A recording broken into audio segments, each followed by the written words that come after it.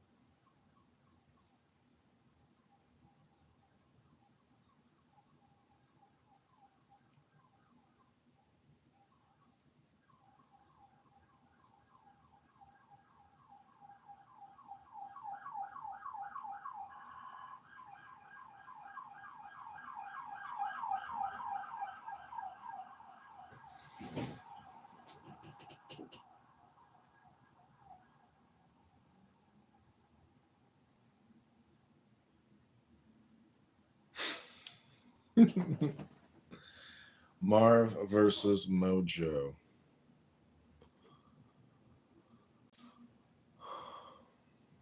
I will be bringing people up here in a second. Yeah, that was kind of funny how, I mean, if the room title is Ideas to Improve America and everything is always about microaggressions, racial identity politics, gender, race, or climate change, I don't know. It's pretty elementary. I mean, use Grok to run some forward calculations and just look at, at what point. See, the thing is, how does the Federal Reserve, how are they going to even go along with it? If Chairman Powell is balking about what they're wasting the money on, but he says, it's stable enough, but it's unsustainable. They know. So it's like, again, I think it does go back to status quo. But anyways, this is what I believe is an important issue as somebody who's running, to communicate with people. But I need to do more work outside of Clown House for the campaign. But I thank you for what you're doing. And the comedy that you are bringing, the controlled chaos and the controlled comedy is what I appreciate, because the sound wall, as you call it, nobody likes banging their head against the sound wall. So I thank you for, doing what you're doing. You're welcome. If anybody knows Marv, please ping him in. I want to talk to Marv. I want to make it clear, I don't associate with him. He's not on my side. He don't represent my beliefs against capitalism. Hey, if I have to own Astro, you have to own Marv. No, listen. You can call me and my reasonings for not liking capitalism retarded, stupid, faggot, whatever you want to call it. Just don't associate me with Marv's positions. And you know what, Brad? I'll do you the favor. If you don't associate me with Marv's positions, I won't associate you with Astro's positions. How does that feel? Oh yeah, we got bipartisan agreement there. Perfect. So, Brad, are you a Yankee or a Confederate? I'm a Yankee. I would have fought for the North, and I would have gladly took those Confederate gray little fucking twats, and I would have dragged them out, and I would have ass raped them with a bayonet. Damn. That's sick. Yeah, we would have been homies straight up. Back to back. You would have fought for the North, Brad? Hell yeah, I'm a Northman. Oh, okay. That's a healthy laugh you have there, young. Yeah, I don't know. I just give it all. I don't know why. It's crazy. You know what? That kind of surprised me. I'm proud of you, Brad. Fucking slavery is one of the most horrific things that has existed in history, and the idea that somehow I would never have sided with it, which is really on the basis of like what conservatives is, but it's like in the foundation principle, and nobody should ever be enslaved. No one should be forced to bend a knee to somebody because they think they're superior in any class. And so I think people should, those little Confederate bastards. Wait, you just said in any class? For any class, yeah. Like if you're so like for example, should I have to bend the knee to my boss at work? Should I not be able to reap the rewards of my own labor? Yes. In a practicality sense, yes. You should. Perfect. You should be able to take a paycheck. But if you sat there and said, my services are worth X, and you made a contract with that employer who said, I will pay you X, then you need to live up to your end of the bargain, unless you want to. No, I agree with that too. I completely agree with that too. And if you want to change that contract, go ahead and get some other people and start bargaining collectively. Yeah, that's one thing. But that's basically what happened with in America and stuff like that. But at the end of the day, people are doing good. But I would say it's not the same topic as what it used to be. But the other topic or whatever, I'm just gonna be honest with you. If the world, I think, oh God, there's so much to say about this, but I want to keep it short. Yeah, if people just it's okay. It's okay to take a deep breath and think about what you're gonna say and then use words. It's okay. I got it. I was there. I just canceled it out. But I was like, if people just do what's right, people do what's right. That not just right, but like virtue, like what you got, virtue. If people would take a virtuous type of mindset, not just only morally, because morals are subjective, but if you do a virtuous moral check, then the world would be better if we just do that first. But we're America, not exactly America, but as far as like the Confederates that are still in America, they are dragging us along. I believe that it's a setup. I think the old brother called the Confederate is still here, like John Wilkes Booth. I think it's still here, and I think that thing is trying to make America look the worst in all aspects. In every ethnical relationship. Yeah, you believe it. You better believe it. We come to ruin it. Because I think that old brother, that old ghost dead brother, he doesn't want to see any unity with anybody. Because it's like, we couldn't have unity. I don't want to see anybody. So if I see you doing good, Mr. Yankee, I'm going to assassinate you. And so, in fact, while you guys are doing good, I can't stand it because what happened to me was so bad. So bad, right? Like he didn't treat other people bad. God gave them a chance to actually show that they're not hypocrites. When it came to the British, right? When the British, they was trying to enslave them. Yeah, I'm about to conclude. Just to conclude. So this is the hypocrisy that I see. But versus the Yankees and the Confederates. That Confederate spirit was a hypocrite. That thing. I'd rather talk about the Yankees and the Red Sox. Okay. This the Red Sox win next. Yeah, let me just finish it up and pass it over to get on my computer and just listen. Okay, so basically, they were about to be put in slavery by the British. They got free from it. Some of the Native Americans and African people worked together who were actually African and Native indigenous. Some of those people knew the land. And so they told. So, anyways, what I'm trying to say is that they could have proved to God, look, we're not hypocrites. We're not going to put these people in slavery because we just got free from freaking that thing. But so that's why the Confederates they were just hypocrites, and it was God showing them, hey, look, you're not going to have this land if you're doing all this evil stuff. So many things happened to like show them, hey, look, this is not good. Like the Dust Bowl and all type of stuff. But yeah, Yankees for life. So silence is the best way to win. You know, I just want to say, as an American, having worked with African Americans, Black people in America, I've had good experiences and bad experiences. But even with the bad experiences, in retrospect and self-analysis, it was a me problem who didn't know how to deal with conflict. And those women, those African American women, those beautiful women, those relationships, it was definitely a lack of maturity and, maybe even lack of wisdom. I think that was probably the biggest thing, is because, I think after enough time, now this may sound ridiculous, but I think this American experience has to be based on Enlightenment type of principles and philosophy, because there is no other way to explain or rationalize some DEI encounters that I've had in my professional career. But nonetheless, through great psychology and great wisdom and great philosophy, in retrospect, I see it was a lack of wisdom on my part and why I got angry over those exchanges of communication. It was a me problem. So you had beef with Black women on the job? Is that the gist of it, sir?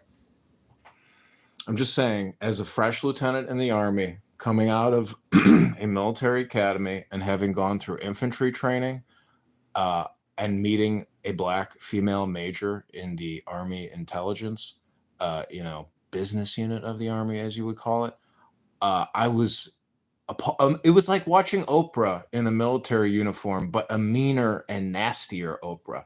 So it wasn't a pleasant. It was an eye-opening experience into my lack of esoteric wisdom. So the experience helped you build a little character, some self-reflection? Is that it? That's probably good. No, the only way I can rationalize that experience is based on esoteric philosophy, because any government or any organization that allows people to obtain ranks of power, prestige, and authority based solely on gender or race display, as opposed to intelligence or, earning it, or even purposeful function of the organization. The military is a fucking police force that is used to kill our enemies and protect our country. And to spend $100 billion on it, because what I've realized after working in the federal government and in the Army for many, many years, the whole thing is one giant jobs program. No one ever loses their job, even if they don't show up. So it is a giant bureaucracy, and it is a parasite on the American people and their well-being. The people are the host. The government is the parasite. I am complete. Well, actually, I kind of agree with that a little bit. My wife said that. She said that she worked with there was a gay guy who just wasn't doing anything like there. He was just lollygagging around. And I was like, man, it's crazy you just said that, because she told me that story. And I was like, oh, I remember. But she said, yeah, it was annoying. And then there was people who stole stuff, and they was like, okay, don't report it, whatever, because something about insurance. I don't know. There's some different stuff. And I was like, huh. So I kind of get what you're saying on that point. Yeah. I mean, when you get a federal job and you realize that it's like having Social Security for the rest of your life, you're never going to leave it. But the fact of the matter is, if America isn't run like a business, then we are not capitalists. We're not a republic. We are a communist state. And I don't care if you think the Federal Reserve is separate or there's a secret union. We have become the Soviet Union. And we are this kind of, on my wall, I have rubles. I have $100 ruble note and a $50 note. It's this same economic system. It's fiat. So no, it's not the same system. It's actually, it's the World War II Italian system. The infusion of the corporations with the government is exactly what Benito Mussolini had advocated for. He called it corporatism. The critics of capitalism will call it crony capitalism. What we should refer to it is economic fascism. I don't think it's capitalism. I don't think it's communism. It's economic fascism. It's broken, though, for sure. Well, when I say communism, I mean a jobs program. But anyways, you're absolutely right. I don't think anything's going to change. And I don't even find that disheartening because I think, that it's a giant, it's a global Ponzi scheme. It's because you could look at, the debt of Japan and China, et cetera. Every country is doing central bank planning and fiat currency. So the system is already in a great state of equilibrium. And, Forex and the currency markets, that has to all reflect this like perfect, parity. You could look at the dinar in countries that have fallen and look at their currency. But anyways, the whole point is, this is the Mojo Show. And where is Marv? Yeah, I think it's clear. Let the record show that Marv, who identifies as an anti-capitalist, I shut down that room to be able to open a room that would be more inclusive, bring him to the stage so he could articulate his views. He decided not to show up. I wonder why. It's probably smart of him, too, because, there's secret societies. And what's crazy? Okay, so in America, I think things that... How did you get to secret societies? Okay, this is what I think. Like, if you conceal your information, your deepest thoughts, you stay protected.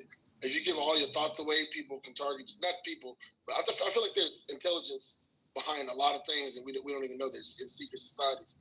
And so when they get a toll of information or poll of information, whatever, the analytics on how people think, then they come up with plans behind the closed doors. I feel like a lot of us who have good thoughts, we let it out, and it's good to let it out to be understood.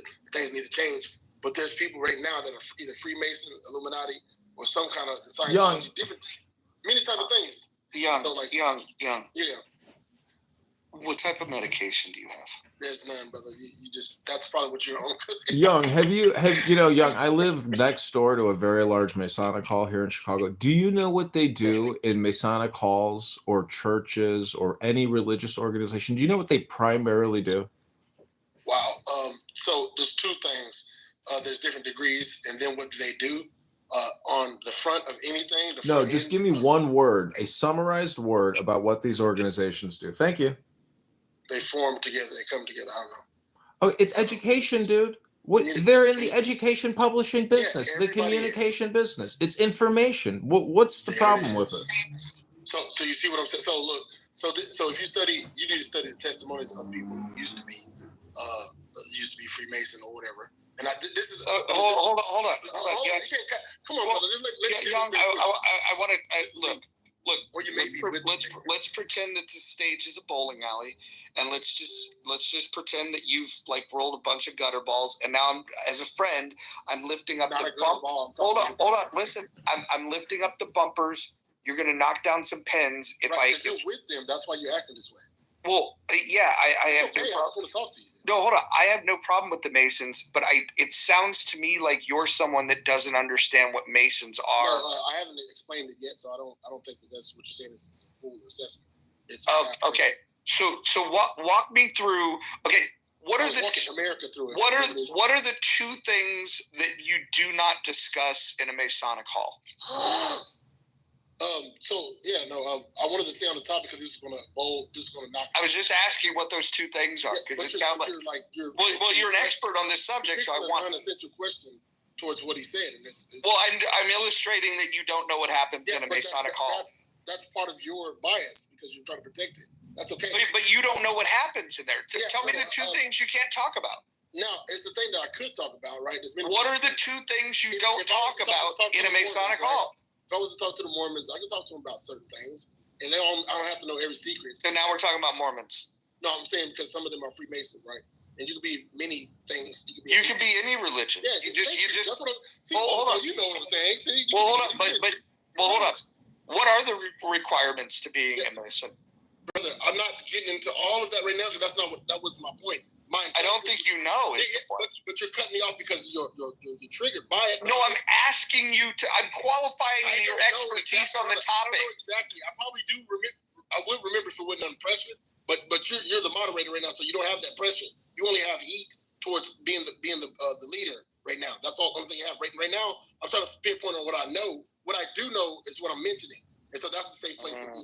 You know what I'm saying? Got it. Okay. So for the record, you don't know the requirements to being a Mason, and you don't know the two things that you don't discuss when you're in a Masonic hall, but you're an expert on Masonry. Go ahead. Are you talking about religion that you don't discuss or whatever? No, it's one of the things. Oh dang! I happen to be right. I don't even. That came to me because of the lack of pressure. So that's what I'm saying to you. The human brain works different. If you make it safe, they'll be able to get rid of. I agree. Your human brain is working much different than mine. Go ahead. But yeah, I appreciate it, Mojo. But that's good to even say that though. For some reason, you saw that. But let me see. America. This is what I'm saying. On the point, there's degrees, right? There's many degrees. So if there's say if you're a higher degree, you would know the deeper things. That. How do you obtain the different degrees? Brother, I'm not going through a questionnaire about it. I know it sounds good. Sounds like it's essential. I'm trying to get to a point. This is the end point that I'm trying to say. Get it and get it out the way. And it's not even so much about Freemasons exactly. Because I don't want to pinpoint people as if they're all evil, because they're not. That's not the point. I'm saying Freemasons existed before America. And so therefore, if it existed in another place, and now it comes over here, that means that wherever it came from, those people have power over many other places then. And so that would mean, damn, we're fighting. It's like we're trying to get order in chaos. And these people are, some people, the people who are hidden in the deeper parts of it, the people who have the deep degrees, who hide a lot of things because they can't tell it, whatever. Those people, I don't know how to explain it, man. There's a statement, I don't know if this is Illuminati or the Freemasons, you may correct me, but it said order out of chaos, meaning you can get order over the earth or order in many situations globally, in many places. Hold on. I know. Look, it sounds like you've read a Facebook post about this. Orbo de Chao is translates to order out of chaos. It's interesting how you have these basically these headlines, but you know nothing about it. Do you know how to obtain first degree Masonry? I claim no knowledge. Got it. Okay, but you know that there's degrees, and somehow you've got an opinion on Masonry. The Holy Spirit actually leads me in a lot of stuff. There's some weird stuff that happened. It's some weird stuff that happened. So I had dreams about entering the Masonic place. The doors were open, and it was like I walked in there. So, anyways, after that dream, I'm gonna fast forward after that dream to see the satanic stuff that I saw and the presidents and different stuff. But when I got out of the dream, a couple of days later, when I was living with my roommate, I walked down the street, went walking for a jog and whatever, and then I went to this Elks place. I'm probably giving too much information, but I walked down there and I went to, this was important. And I'm stopping. Elks Lodge? Are you talking? Are you talking about your phallus? Are you talking about your phallus? Okay, so look, so then I walked in. So this is gonna be short. It's very short. I walked in. I knocked on the door and stuff like that. I was like, okay, hey, I just would like to learn a little bit about the Elks or whatever. And then then they said, I can't remember what it was. They said something like, come in. And they said, normally we don't let people in, but I'll let you in. And they let the door was open. And so the dude said, what is he doing in there? I mean, not to be Are you on SNAP benefits? What are you doing in here? That's what he was like basically saying in a sense. And because you don't supposed to come in unless you're like a member and stuff. And so you want cash assistance? God's leading me into certain things, and it's like deeper things, just like the Apostle John saw things about the countries that were going to Young, when was the last time you read a book? Just recently. I read the Bible a lot, but also I was reading Romans. It wasn't a specific book. Young, let's talk about the Bible. We finally found something we both know about. So, can you give me your interpretation of 2 Kings chapter 2? What is it? What is the verse, brother? It's when the prophet Elisha was being mocked by the kids, and Elisha prayed to God to do something, and bears came out of the woods and mauled 47 children. Yeah. So are you like an agnostic, atheist, or whatever? What are you? No, I believe in God. I'm a deist. My question is, what are we supposed to learn from that? Are we supposed to say that if children are mocking other children, that violence is the answer? I would say there's times where God is close, and there's times where they're paying attention a lot, and then there's times where there's anointing on a person, and then things happen, and then there's times where it's like the opposite. So you weren't familiar with 2 Kings chapter 2? Yeah, I was familiar with it. Yeah, I was. Oh, you are familiar. I was diagnosing your belief. That's why I was like saying agnostic almost. But what you do, but deism is. That's why when you came in to like to ask questions, I knew that you were part of something. That was part of something, huh? Actually, I'm dedicated to be not part of something. But deist is like attached to a lot of the presidents back then. How they used to be deists. So Freemasons. Do you know what deism is? Yeah, it's like God doesn't have any involvement, but he's the creator though. Yeah, it's so the only thing that I reject is the truth claims and the origin stories that some of you people subscribe to. But I believe that there's a God. Oh, and somebody just mentioned this at a church that I went to, and he said something like, "Did you know George? I think it's Jefferson." Who he took out the miraculous things in the Bible. George Jefferson was the star of was the lead character in the TV show The Jeffersons with the theme song "Moving On Up." That's George Jefferson. Okay, I must have that wrong. So what was it, Jefferson? Okay, what was his name then? What was his actual name? I think you're thinking of Thomas Jefferson, but I can see how you get those things confused. Thank you, Mojo. That is funny as hell.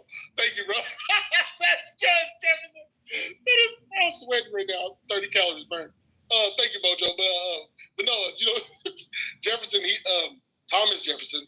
He took out the miraculous Bible verses in there because he's like a deist, but he just didn't believe in that supernatural stuff. But I think that comes from them conquering so much. They conquered so many other people's land. They couldn't believe that God could let something happen to so many people. That's why when you brought that bear thing, I knew that was coming from that type of spirit in a sense. Because it's like, okay, all right, God, you're good. You have to be good to be making all this good stuff for us to partake in. But where are you? Because literally I can do this and I don't see no repercussion. This was the mindset of a lot of the enslavers too, because they're watching. They're like, okay, God, I just offed this person, and you're not doing anything. I'm reading the book of where Elijah's at, and a bear comes out of nowhere. So he said, this is what God says in the Bible. Jesus says this. He says, I caused the sun to rise on the good and the bad, and I caused the rain to fall on the good and the bad. And so he said, Young, you're all over the place. Let's put the bumpers back up. You have intelligence. You're denying it. Even though that could have made sense, you just I want to put the bumpers back up and focus the conversation. Okay. So let's get into a scripture. I want to get your opinion on Leviticus 18:22. What do you think? Okay. See clarity. I guess. Okay. Let's see. It's all good. You got a good spirit. Let me see. Leviticus. I'll just look it up. 18:22. 18:22. Depending on what version you're reading, it's if a man lay with a man the way he lay with a woman, that's detestable, saith the Lord.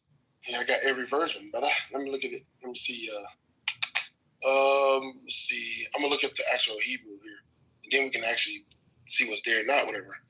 Alexandra, Bracatos, Paquitos, Pagatos. All right. Let me see. What the fuck was that? Were you ordering something? It was my Latin spell. I'm joking with you. I'm just joking with you. I'm just joking with you. No, I'm Christian. And with a male, not you shall lie. Obviously, it's going to read the opposite. But as with a woman is an abomination. You agree with that? Yeah, I agree. So you don't like faggots? Yeah. Yeah. I don't hate them. But yeah, I don't hate them. Let's put it that way. Yeah. But I don't agree with the sect that have laying down with the woman, laying down with the man. You know. Yeah. So. Okay. Fair enough. Look, to each their own. All right, I want to pass the mic around. This has been fun. You feel free to tap back in. You've got a contagious laugh. I think you've won over most of the people in this room with your spirit. There's definitely a kindness about you. So yeah, you're welcome in the muff anytime. Matter of fact, the only people that don't enjoy being in the muff are the people that were referred to in Leviticus 18:22. But that's a whole other story. So, yeah. Brad, Serendipity, Nye, Don Lopez, my favorite person ever. What do you guys want to talk about?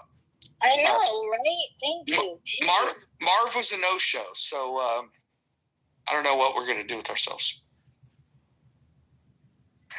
I want to discuss.